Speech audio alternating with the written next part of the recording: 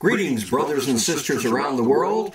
It is I, Comrade Zero, has returned after a long layover, after the quadrennial horse and pony show that the United States has gone through, which after billions of dollars spent, millions of people annoyed with endless political ads, we have achieved actually nothing different. We're back exactly where we were, with two intransigent sides who can't seem to agree on anything, not even the procedure on how to decide anything. Now, if anyone wants to go back and look at my older videos, you will see that I did predict this race well over half a year ago, that Romney would be the candidate, but the country would not change direction, and we didn't. I guess it's something of a good thing that a direct member of the elite class did not get to be elected president. That's almost a nightmare, too much to have to contemplate. But what do we need to do now? Now, even though there's this fictitious idea of this physical cliff or physical curb, depending on who you're talking to, what we as progressives need to do now is we must put pressure on the Obama administration to do progressive things. They are not going to do them just on their own initiation.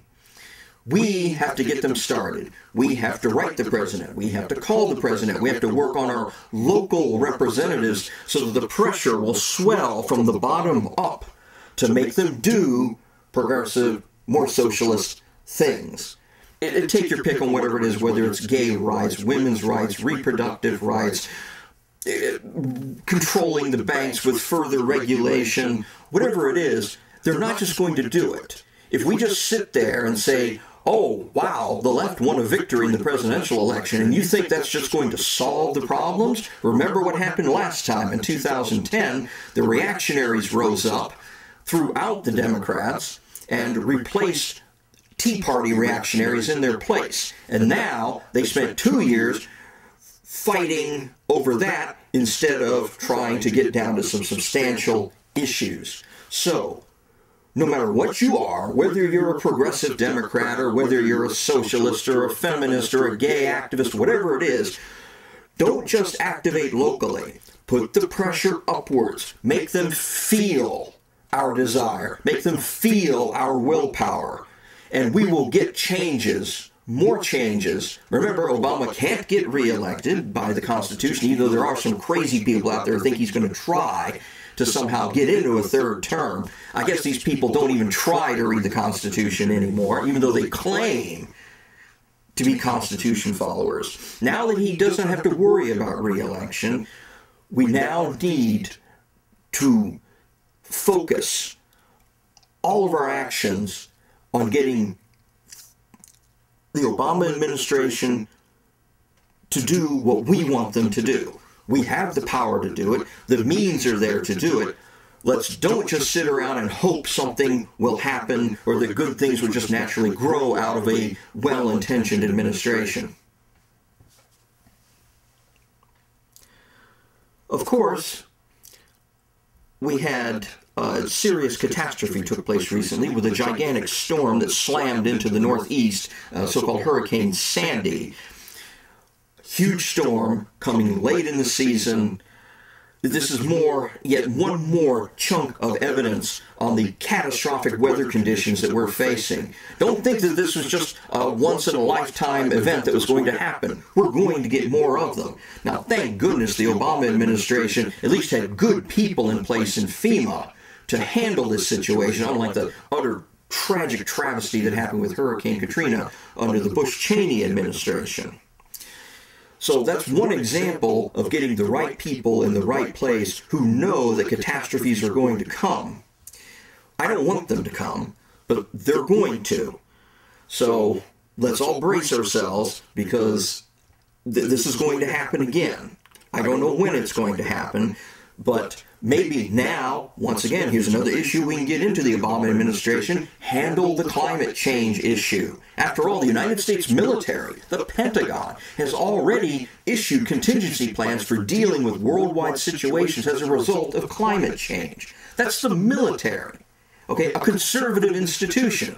If the United States military is already working on plans on how to handle catastrophes due to climate change, isn't it about time that the reactionaries come to realize that they've been barking up the wrong tree all the time, stop taking the oil companies' money to spread a bunch of counterintuitive lies?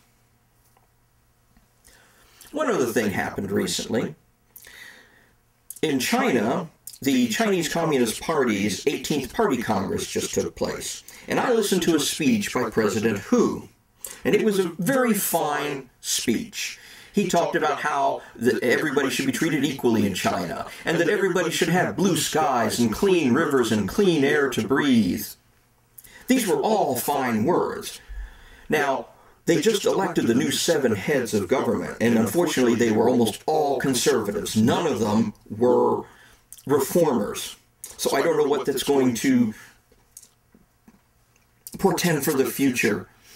But the new president, if he listened to President Hu's speech, somebody needs to take what he said literally, not just let it be some fine words fobbed off to satisfy a party congress of selected, hand-picked members.